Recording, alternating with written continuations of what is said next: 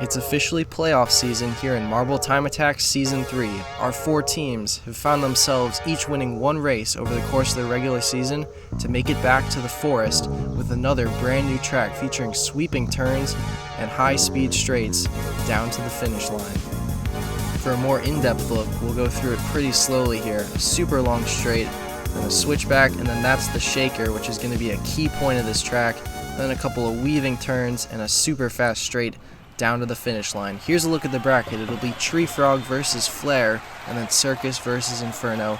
First round is best of 5. Second round, the championship, will be best of 7. And we are off and running, and Flare through the shaker has ones in first and second, and this is going to hold, and Flare is going to beat Tree Frog in the first race to go up 1-0 in the series.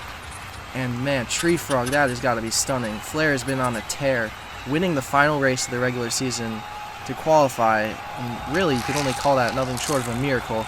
And now he's up 1-0 in series, and now he's got 6-4-1 currently on Tree Frog, and that result's gonna hold as well. And Flare is up 11-10, and now it's 2-0, and he's on match point. Tree Frog is in some serious trouble now.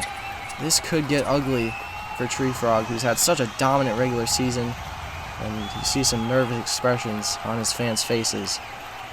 He has to pull off a reverse sweep, which he was able to do last season against Flare in the playoffs. And right now it's a 6-5-2. That will be a 13-8 victory, and Tree Frog gets one back. So now the task gets a little bit easier, but certainly not easy. He's got a lot of work to do. Still has to win 2 races in a row, and Flare with a lot of momentum that he's carried in from the regular season. And they are off and running here. Tree Frog needs to be able to find it, and he's got a 6-5. If that holds, he's going to win no matter what, and it looks like it will. Tree Frog, all of a sudden, has sent this one to match point, and it's eerily similar to last season, where Flare went up 2-0 and lost 3 in a row to Tree Frog. Is it going to happen again, but this time the roles are reversed, where Flare is the lower seed? This is the decider, the match point, the elimination race. Either way, we're going to get a result, and it's a 6-5 for Flare. If this holds, he can take down Tree Frog, and despite the regular season dominance, it doesn't transfer to the playoffs, and Tree Frog is out in the first round, and against the odds, Flare, with 14 points in the race and 14 points in the entire regular season, has made it to the finals. That's his first ever victory in a playoffs, and all it took, I guess, was him being the lower seed in one of these tournaments. Circus versus Inferno, our second first-round matchup. And here we go. Inferno's got a 6-4 and a 3. This is a strong result for him if it holds, and it will. 13-8. Inferno takes race 1 and could be up for a matchup with Flare, which, if you're a neutral and your rooting interest is trying to be able to tell the competitors apart, you might not want Inferno to win. Circus, though, is trailing again, and it's 6-4 right now. I think Inferno lost one. It doesn't matter. It's going to be 11-10 this time, and now he's up 2-0. So we might be heading for an orange versus red finals. If that becomes the case, I'll do my best to take you through it. But it's not over for Circus. We just saw that Tree Frog almost pulled off a reverse sweep. Circus has to learn from his mistakes of not being able to convert it and do it himself, and he's got a 6-5 right now. Now it's a 6-4. Should hang on, and it does. It's going to be 12-9. Circus gets the victory, and it's now 2-1. So once again, following the same pattern as that Tree Frog series, the task becomes a little bit more possible now.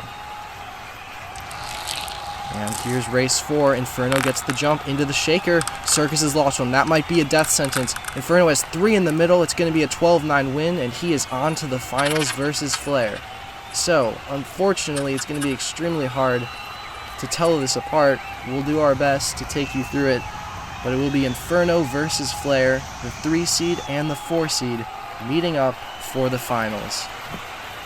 It's been an incredible season, and we're about to get a blockbuster finish between the 2 fire teams. Race 1 of 7 at the max. Here we go, into the shaker, and it looks like Flare's got some good positioning here. Now a couple more switches and across the line. It's an 11-10 win for Flare, so you can kind of see when it's more zoomed in into the shaker. Flare has a 6-3-2, and that result holds all the way to the bottom right there. Race 2, Flare with the advantage.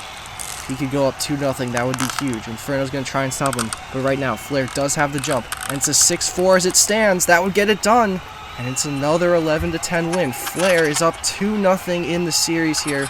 Through the shaker, it was a 6-3. And then eventually it became a 6-4-1. Flair up 2-0. And Inferno got to take a breather, get it back under control. But Flair has all the momentum in the world. But Inferno gets the jump. And into the shaker they go. And Inferno's got some good positioning here. Looks like he's got a couple in the middle and across the line. It's going to be 11-10 this time in favor of Inferno. So he had a 5-4-2 out of the shaker and held that all the way towards the bottom to get the win.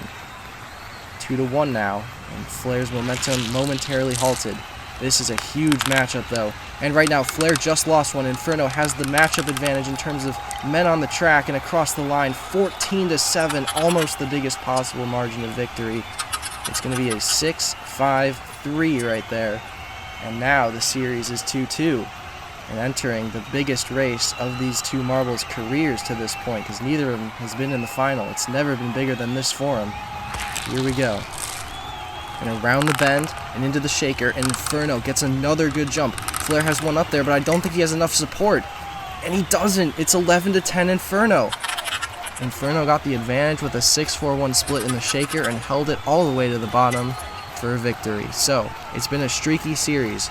3 straight wins for Inferno after 2 for Flair. Will we see 4 for Inferno, or can Flair come with 2 in a row to end it? Well, Inferno just lost one right off the bat, but he's got first and second out of the shaker. This is a really good opportunity for Inferno, and it's a great opportunity because he's won the tournament. Inferno is the champion of Marble Time Attack Season 3, and look at this move in the shaker. He passes 2 Flairs out of it.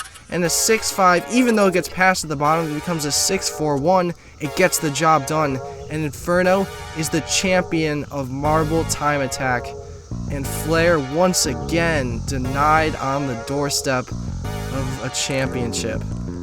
That is the end of Marble Time Attack. Thank you so much for watching. We'll be back once again in a few months with Marble Madness. Until then, make sure to like, comment, and subscribe. And we'll see you then. Take care.